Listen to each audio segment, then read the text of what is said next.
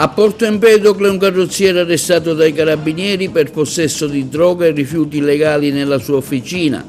Il giudice di Agrigento condanna un 49enne di Canicattì per maltrattamenti alla moglie che poi si è suicidata. Il segretario generale della CGIL Maurizio Landini sarà ad Agrigento il prossimo 21 maggio al Teatro Pirandello per un incontro pubblico con studenti e lavoratori. Incontro al Gallo di Agrigento per discutere su scuola, economia, cultura e territorio su iniziativa dei maestri del lavoro. Al via gli incontri organizzati dal CPA di Agrigento con le autorità e le forze dell'ordine su Vivi la legalità nelle varie scuole della provincia. Al San Paolo Palace il congresso regionale della CISL, domani la premiazione del concorso scolastico nazionale Io e i miei nonni a cura della CISL Pensionati in collaborazione con l'associazione Nonni 2.0. Celebrata la giornata internazionale degli infermieri in piazza Cavour in collaborazione con la Croce Rossa e gli studenti di infermieristica. Domani a Ribera schermo gigante in piazza per vedere la finale della Coppa Italia Milan-Bologna che vedrà protagonista l'allenatore riberese italiano. I commenti della retrocessione del Licata Calcio dopo 6 anni di permanenza della Serie D.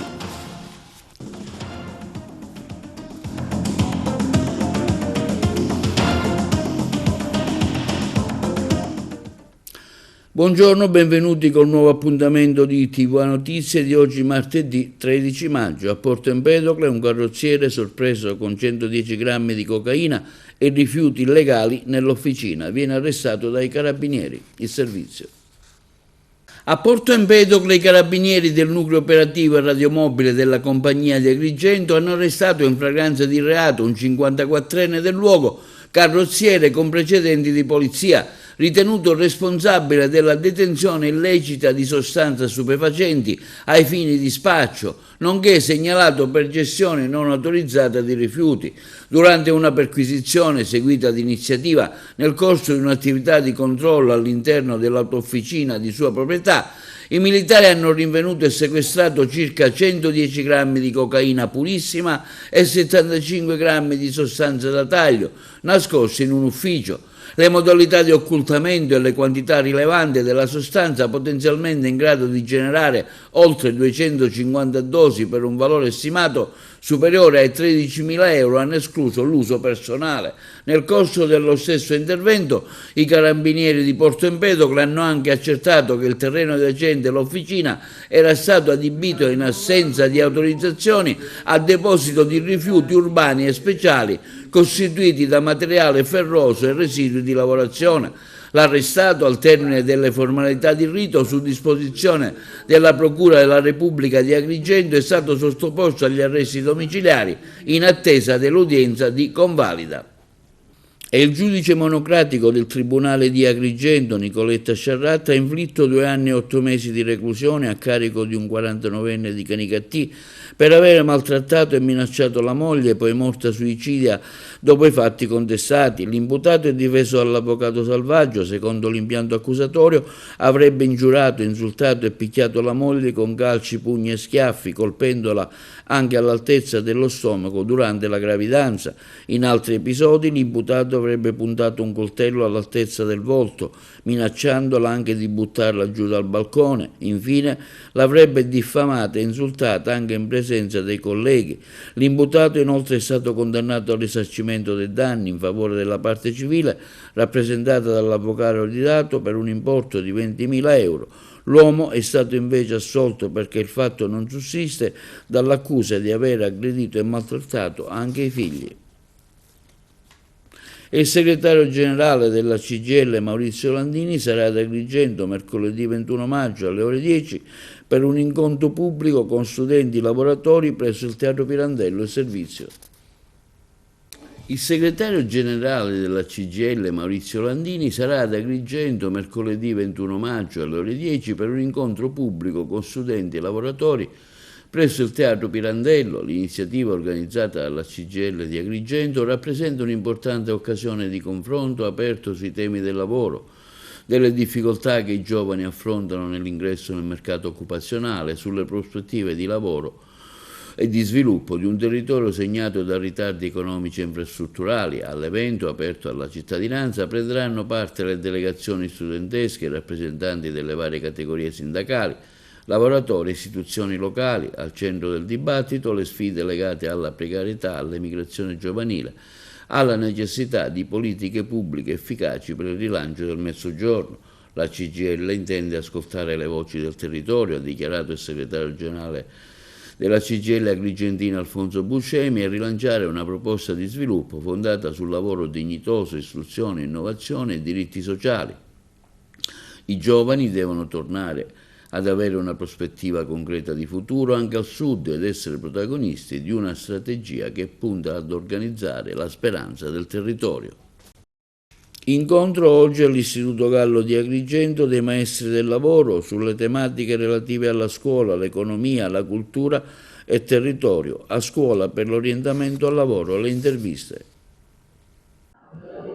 Qui al Niccolò Gallo, nuovo incontro sugli orientamenti dei ragazzi che finiscono il loro ciclo di studio con tanti partner. Voi avete organizzato questo evento come maestri del lavoro?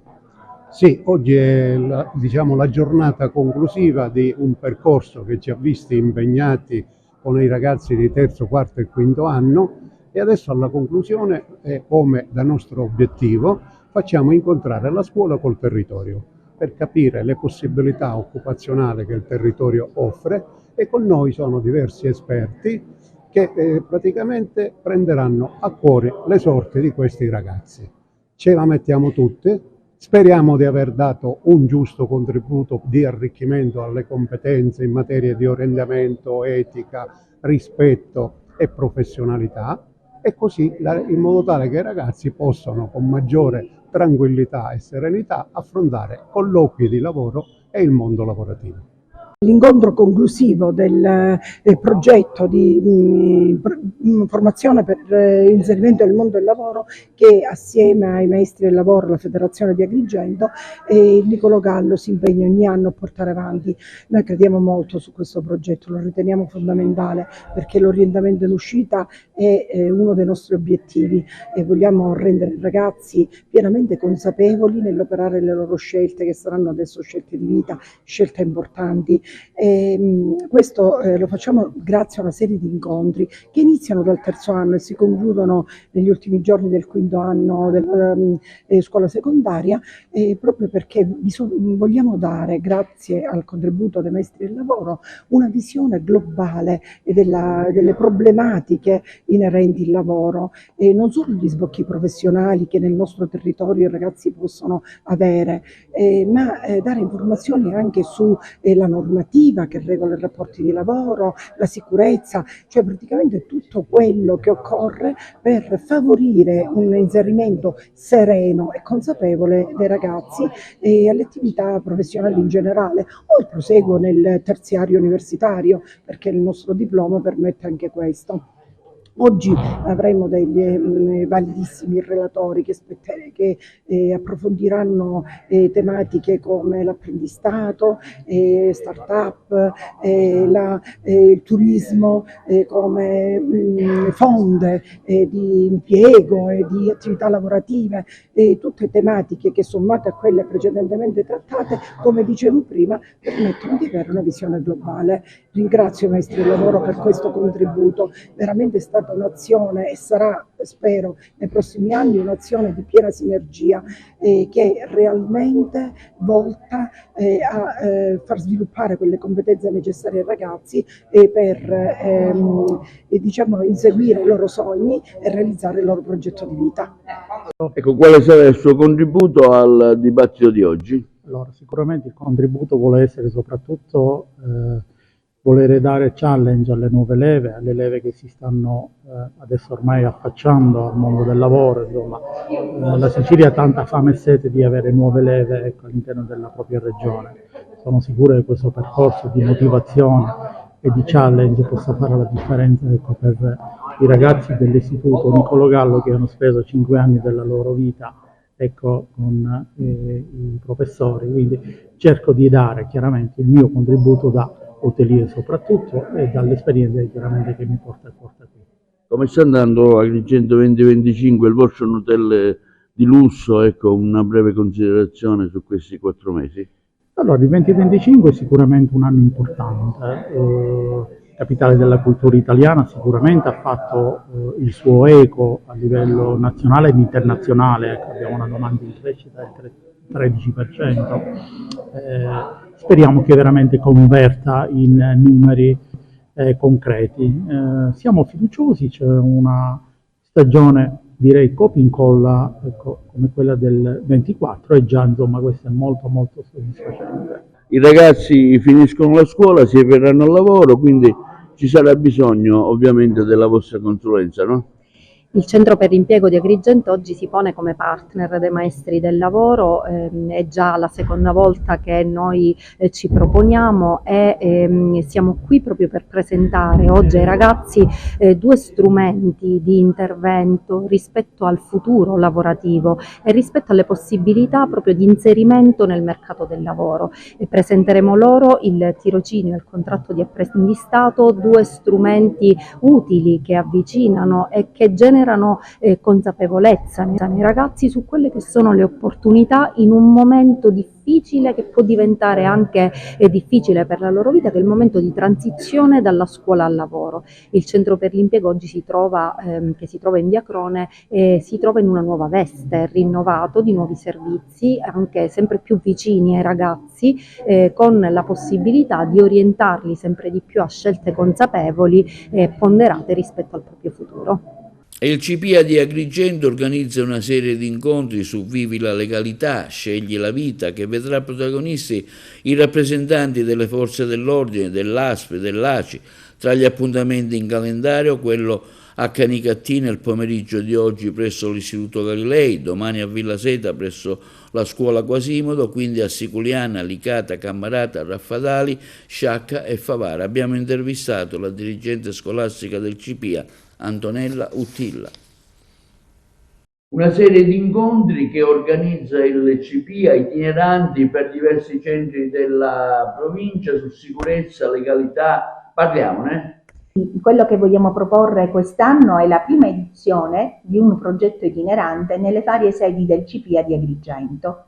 Il nostro progetto si intitola Viva la legalità e scegli la vita e già dalla locandina, che è stata molto ben curata, si nota che chi è dipendente non può essere in salute.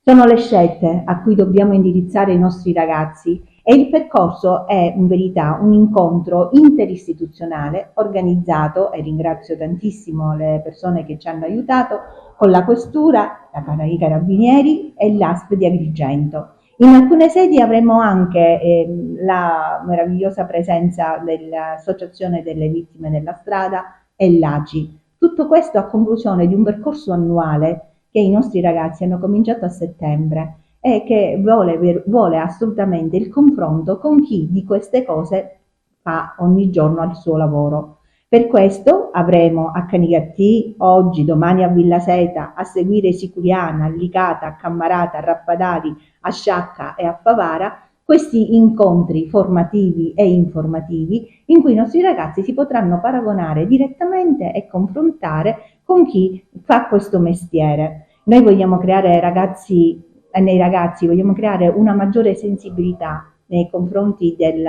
loro essere responsabili cittadini nella società in cui vivono, sia essa nel comune di Agrigento piuttosto che in un altro.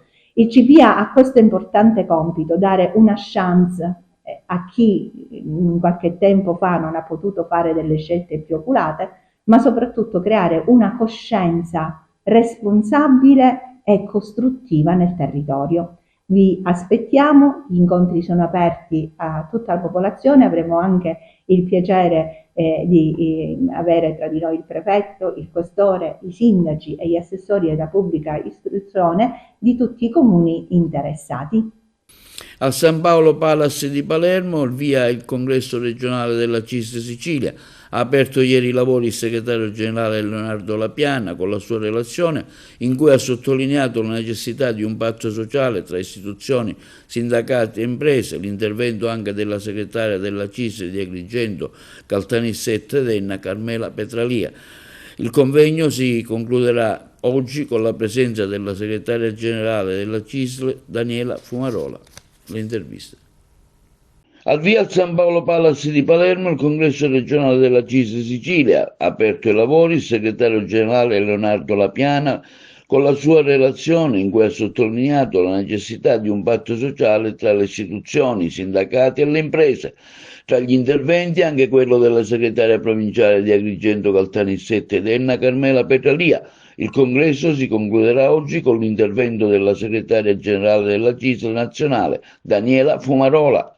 Intanto un patto per utilizzare bene tutti i fondi che ci sono su tanti ambiti, su cui ovviamente vengono definiti quelli che sono gli obiettivi prioritari che la Regione Sicilia si è data, quindi il tema della mobilità, il tema delle infrastrutture, il tema della Sicilia verde, il tema della produzione dell'energia, cioè sono temi strategici che impattano trasversalmente su tutte le realtà.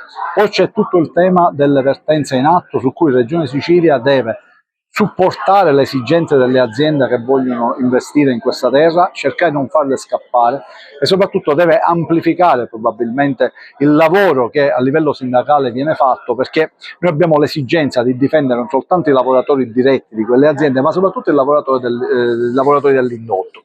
Quali sono le vertenze più urgenti? Le vertenze più urgenti sono intanto verificare che si segue il cronoprogramma di quello che è stato stabilito per quanto riguarda la vertenza del petrolchimico di Priolo e Ragusa. Poi è chiaro che bisogna vedere quello che sarà il futuro anche della nostra realtà palermitana, diciamo di Termini Imerese. E poi ovviamente c'è tutto il tema delle aree industriali e artigianali, che non sono una vera e propria vertenza di natura aziendale, ma che comunque contribuiscono a far capire se veramente ci crediamo in questo futuro. Cioè noi siamo la terra dove le persone vorrebbero venire a vivere da un punto di vista, diciamo, della qualità della vita, intesa però più da un punto di vista dell'aria piuttosto che dal punto di vista, diciamo, dei monumenti. Non ritengono che questa terra sia adeguata rispetto poi ai servizi. Ecco, quindi noi abbiamo questa grande fortuna di avere tante cose belle, dobbiamo provare a migliorarle e su questo ovviamente abbiamo l'esigenza che si faccia questo lavoro insieme. Oggi la CISL Agrigento Caltanissette Enna è presente al congresso regionale con i propri delegati a questo importante momento di democrazia della nostra organizzazione.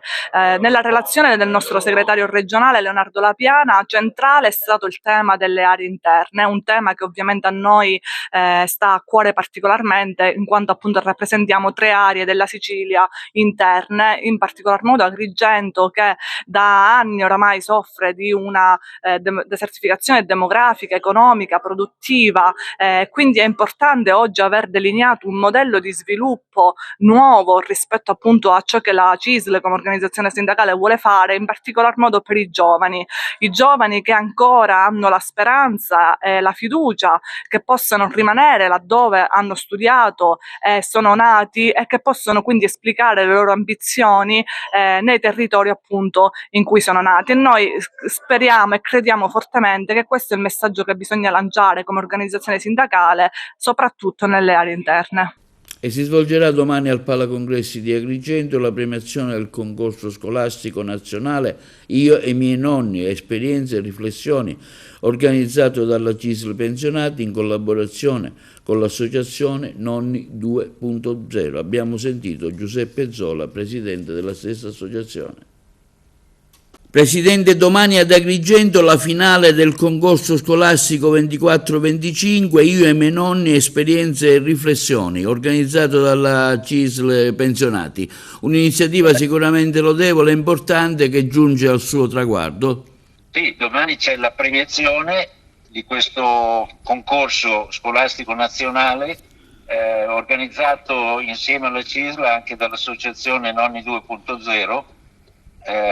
Domani c'è la premiazione dei migliori. Il concorso ha riguardato sia le scuole elementari, sia le scuole medie, sia le scuole superiori ed è stato molto utile farlo, è bello farlo perché ancora una volta si è dimostrata il grande affetto che i nipoti hanno per i nonni e quindi è un fattore a nostro parere di legame dell'intera società, quindi siamo molto contenti di averlo fatto, siamo molto contenti di essere ad Agrigento, capitale culturale per il 2025, e siamo contenti di questo rapporto nato con la CISL pensionati, i quali essendo pensionati sono quasi tutti nonni, e quindi è un aspetto molto positivo per l'intera società. Insomma, occorre valorizzare la figura del nonno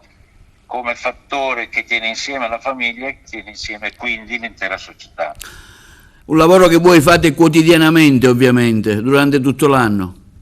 Sì, durante tutto l'anno noi come associazione Nonni 2.0 facciamo incontri culturali, ogni mese ci vediamo tra di noi per aiutarci a formulare dei giudizi giusti nei confronti soprattutto dell'educazione, perché noi nonni abbiamo ancora una responsabilità educativa che dobbiamo raccordare naturalmente, perché la principale responsabilità educativa è dei genitori, però credo che abbiamo una funzione da vivere con equilibrio e con correttezza con i nostri figli, cioè i genitori dei nostri nipoti.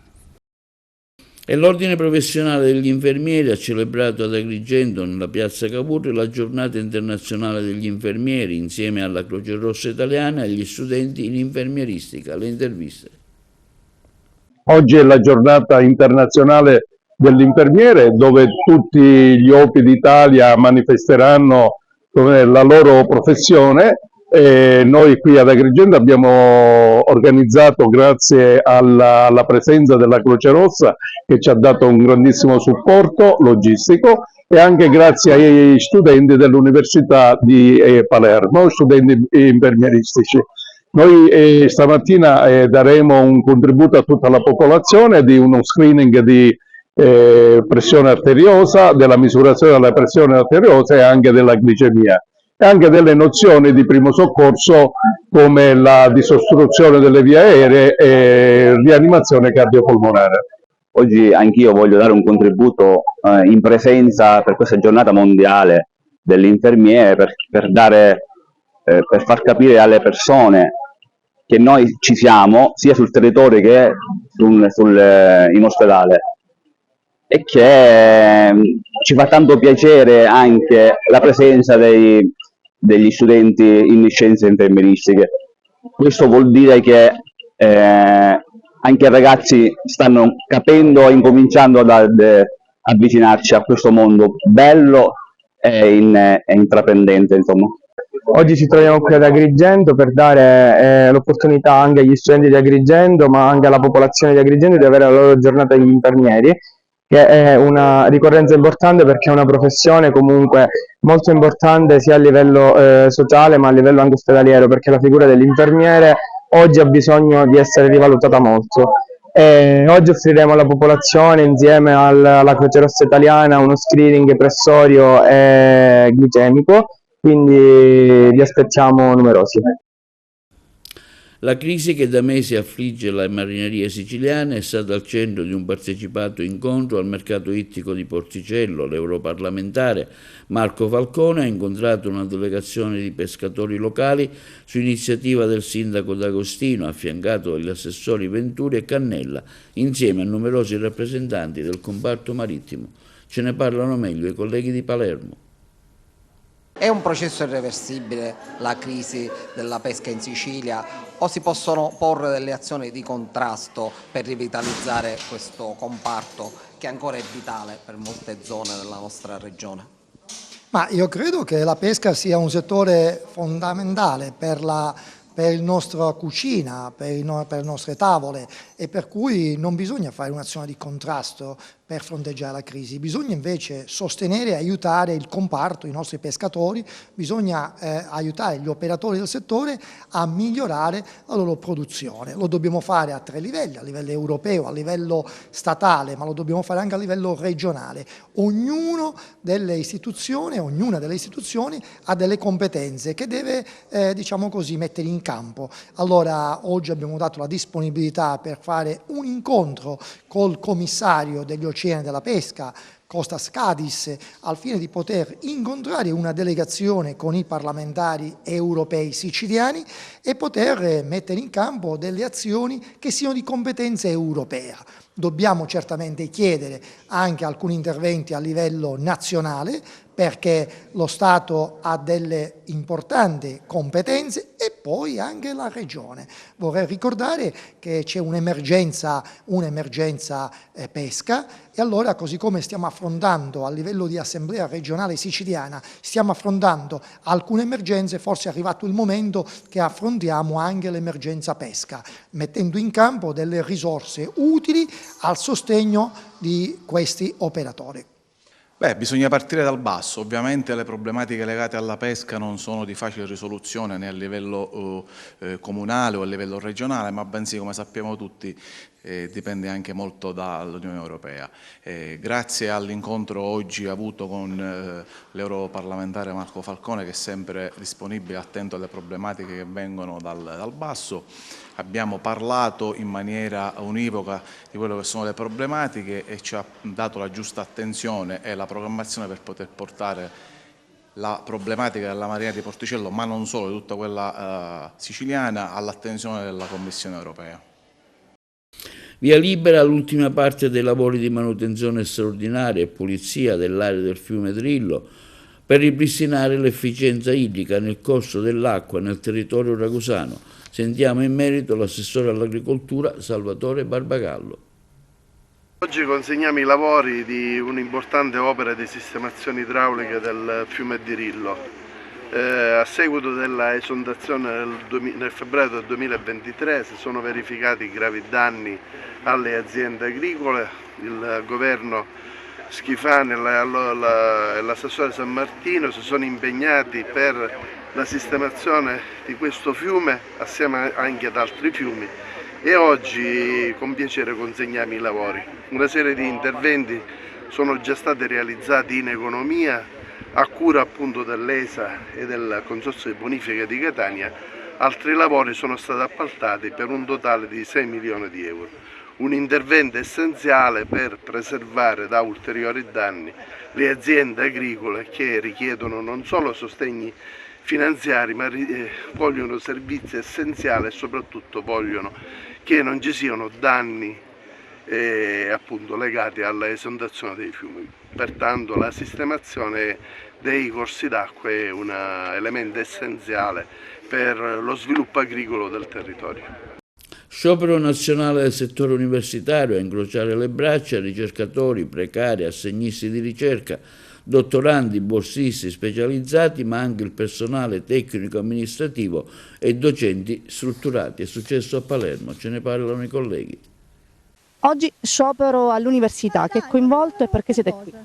Sì, è uno sciopero nazionale del comparto dei docenti, della docenza universitaria. A livello nazionale lo sciopero interessa i docenti precari. Qua a Palermo abbiamo proclamato lo sciopero anche per i docenti strutturati, per i docenti a tempo indeterminato.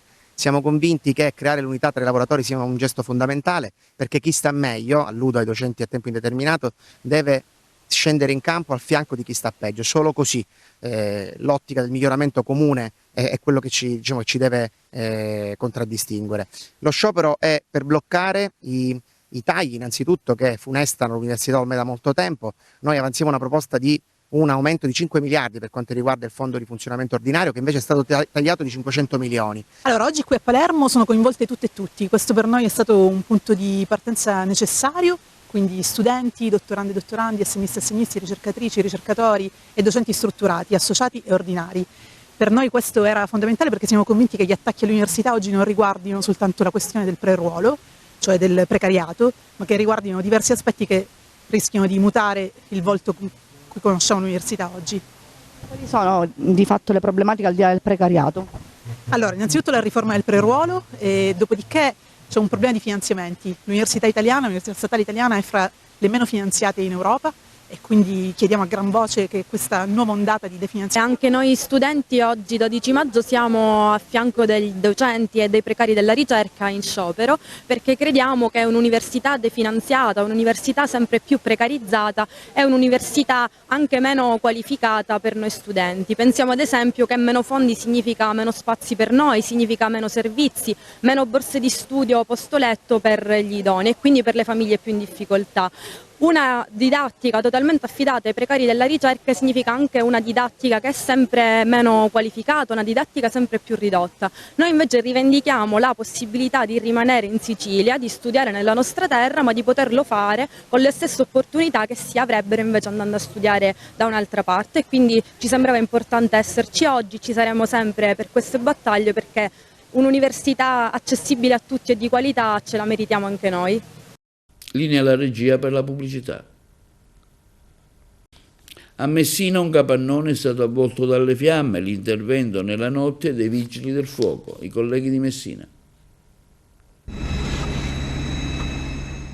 Alle prime luci dell'alba, un vasto incendio ha interessato il quartiere Larderia Inferiore, in contrada Casicelle, nelle immediate vicinanze della zona ASI di Messina.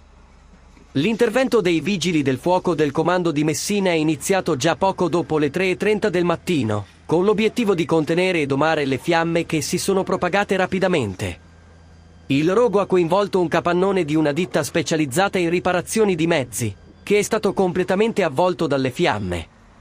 Le alte temperature sprigionate dal fuoco hanno causato il crollo del tetto, rendendo ancora più complesso l'intervento dei soccorritori. Fortunatamente, non si registrano danni a persone, ma solo alle strutture e ai mezzi presenti all'interno del capannone.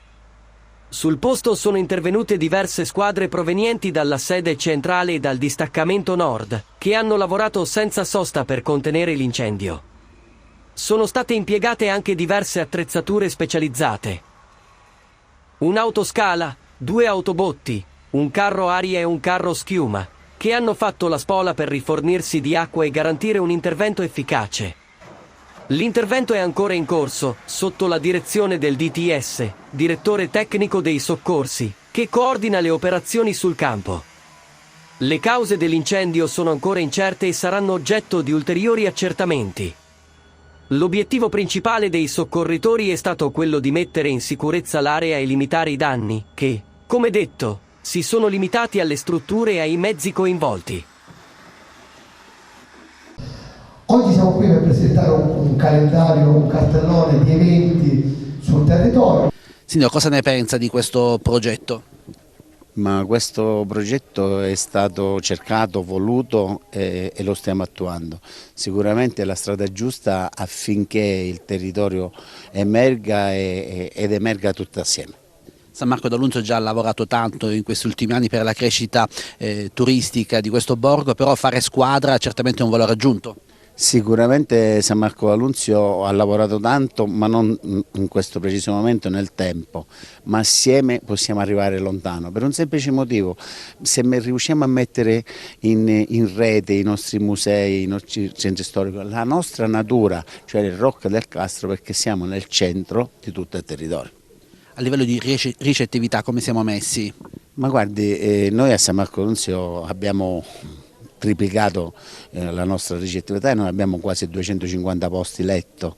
Per fortuna stiamo lavorando bene, il turismo sta veramente crescendo e siamo contenti dopo aver ricevuto, oltre ai borghi d'Italia, facendo parte dei borghi d'Italia, avendo ricevuto anche la bandiera arancione, dove cerco in qualche modo altri comuni affinché si aggregano assieme a noi, anche facendo richiesta di bandiera arancione. Sicuramente sarà un volano che può partire. Ci sono tanti eventi a San Marco d'Alunzio, li abbiamo seguiti con Bella Sicilia, con Onda TV, ma quale avete inserito in questo cartellone unico? Ma guardi, in questo cartellone unico abbiamo inserito gli eventi quando in altri posti non c'è niente, ma come sapete San Marco d'Alunzio ha tanti eventi. Partiamo già subito noi con il 2 giugno e poi abbiamo il 15 giugno e poi abbiamo l'estate e poi ci sarà San Martino e comunque San Marco d'Alunzio. Poi abbiamo la notte romantica che è legata al nazionale, Borgo Nazionale, e poi abbiamo il 20 di luglio la manifestazione a livello nazionale delle biciclette. Non solo eventi ma anche buon cibo. Sicuramente San Marco d'Alunzio su questo veramente siamo onorati, perché oltre ad avere i classici ristoranti si sono aggiunti altri 2 ristoranti e quindi come buon cibo sicuramente c'è. E domani 14 maggio alle ore 21 si disputerà la finale di Coppa Italia tra il Milan e il Bologna, guidato da un agrigentino, Vincenzo Italiano, originario di Ribera. Una finale che il Bologna aveva già disputato oltre 50 anni fa, nel 1963. Il sindaco e tutta l'amministrazione di Ribera hanno predisposto uno schermo gigante in piazza Giovanni XXIII perché tutti insieme i riberesi possono vedere la gara in TV. Il sindaco di Ribera, Matteo Ruvolo, ha dichiarato: Ribera fa il tifo per la squadra di Vincenzo Italiano, ha un ottimo rapporto con la città e passa qui le vacanze per godersi il mare di Seccagrande. E il Licata Calcio, sconfitto domenica a Favara contro il Castrum, retrocede in eccellenza dopo 6 anni di permanenza nella Serie D. Sentiamo il commento di William Vitali. È stata una di quelle giornate sportivamente parlando drammatiche per il Licata Calcio, che dopo 6 anni saluta il campionato di Serie D e retrocede in eccellenza. Un mesto epilogo annunciato di una stagione davvero travagliata per i gialloblu, che era cominciata con la match casalingo nel rinnovato impianto del Dino Liotta con il Locri a settembre, perso per 2-1. Di qui al termine della stagione poi saranno 21 i passi falsi fatti registrare dalla Licata, un record negativo superato quello del Locri retrocesso. Anche quest'oggi contro il Castrum Favara sono emersi tutti i limiti, tutte le carenze della squadra di Romano, a partire dalla produzione offensiva davvero deficitaria che è mancata nell'ultimo passaggio, nella finalizzazione, così come per quella che riguarda la tenuta difensiva, fin troppo fragile, che di fatto ha capitolato, non ha retto nella ripresa quest'oggi, concedendo 2 reti fin troppo semplici al Castrum Favara, che ha potuto alla fine dei giochi festeggiare la salvezza. Di mezzo, tra la retrocessione di quest'oggi e il ritorno in campo fissato per settembre, c'è un'estate che dovrà portare in casa gialloblu a serissime riflessioni. E questo è tutto per TV Notizie di oggi. Vi ricordiamo che i nostri programmi si possono vedere in tutta Italia sul canale 268 del digitale terrestre, perché alla Smart TV, in streaming sul sito www.televideoagrigento.tv e il telegiornale sul canale 93 di Video Sicilia alle 15 alle 20 con replica la mattina alle 9. Inoltre i nostri servizi si possono visionare sul canale YouTube di TVA Televideo Agrigento. E questo è tutto per l'edizione odierna e vi auguriamo una buona serata.